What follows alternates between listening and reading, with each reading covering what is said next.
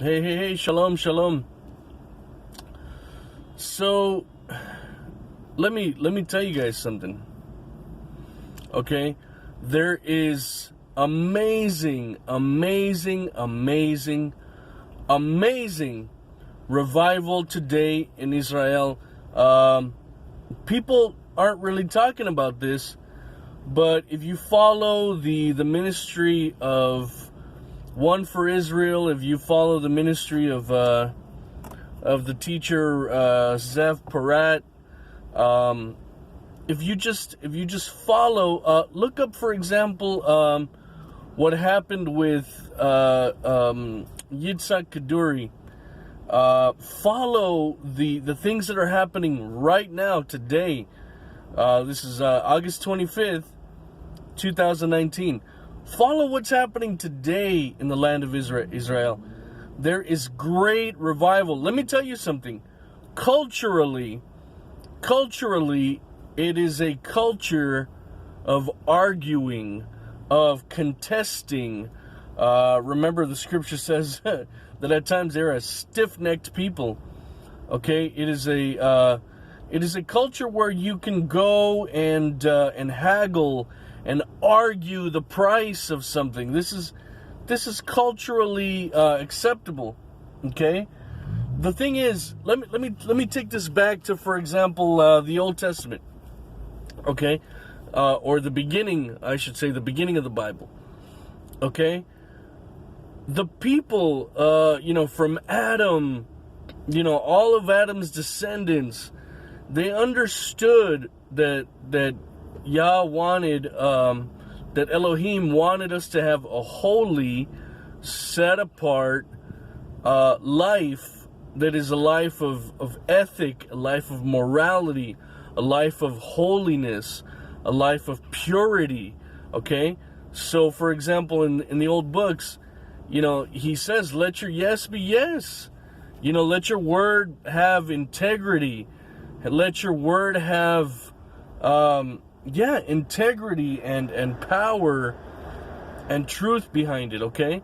Remember, bearing false witness is a, one of the commandments, do not bear false witness, okay? So let me tell you something, okay? Let me make an example. When Shimeon, when Peter, when he got up on that day of, I'd say Shavuot, if I'm not, incorrect, when he got up and he spoke the words from the prophet Yoel, people didn't get up and say to him, oh, be quiet. You have your opinion about the interpretation, and we have our opinion of the interpretation. Let me tell you something. In the time of Shimeon, okay, the whole idea of relative truth, okay, had not infected the lives of the people in the Near East, okay? This idea of your truth and my truth, and that's ridiculous, okay? For example, Peter was speaking from the testimony, from the words of Yah himself, of Elohim himself, okay?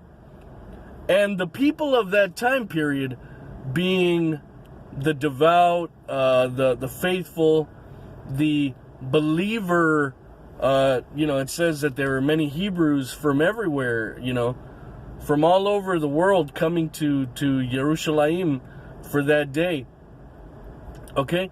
They understood that Peter's words were to be truthful and aligned to Scripture. Okay? And they even said, we know that the Elohim is with you. We know that Elohim is with you for what you're saying.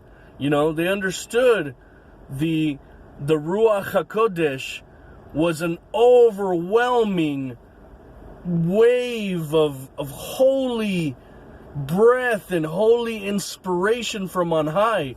Okay?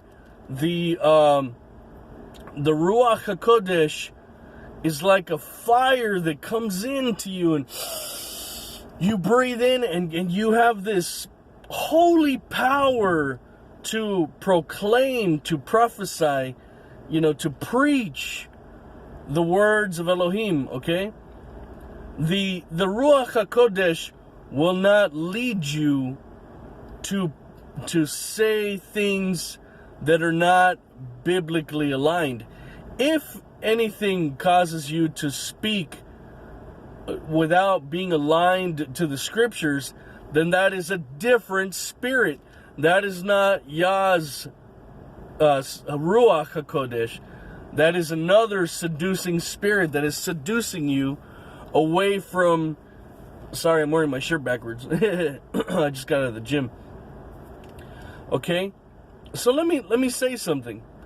There is great revival in Israel today because the culture still understands that it is good to correct and rebuke a brother or a sister, okay? Here in America, or here in, the West, we've been infected with this stupid ideology of relativism, okay? We have forgotten, because preachers are not preaching this. Anybody who's been to seminary, like myself, knows, for example, in a biblical worldview class, okay? The truth of the testimony is the ultimate truth because it comes from the ultimate creator of the truth, okay? It's not up to you to have an interpretation. It's not up to you to make your own interpretation, okay? You are to speak the context and the word without adulteration, the very testimony of Yah himself. You're not to put your own spin on it. Let me tell you something, okay? That is a form of lying, okay? If Yah says purple monkey dishwasher, and you say dishwasher, monkey, purple, satin, apple, cobra, let me tell you something. You're not following the testimony. You're not following the testimony of the author of that message, okay? You interpreting, you are bearing false witness, okay? You are bearing false witness because you are to be a witness, okay? A witness of his word, of his power, of his Ruach HaKodesh, of his son, Yeshua HaMashiach, okay? You are not to be your own. It's the Bible constantly says, do not rely on your own understanding. Okay? You can't even trust your heart. You can't even trust your mind because your mind can be infected by the Nachash, the Chasatan, okay? The seducing spirits, okay? You are supposed to rely and preach only that which the master has given you. Remember, the student is not greater than the master. So the student doesn't need to be making up his own things. Okay? That is relativism, and relativism is dangerous. Okay? Let me tell you something. People today are more like mules and goats than they are submissive, silent sheep. Okay? Sheep hear the shepherd's voice. They love the shepherd. They respond to the shepherd. They hear and obey.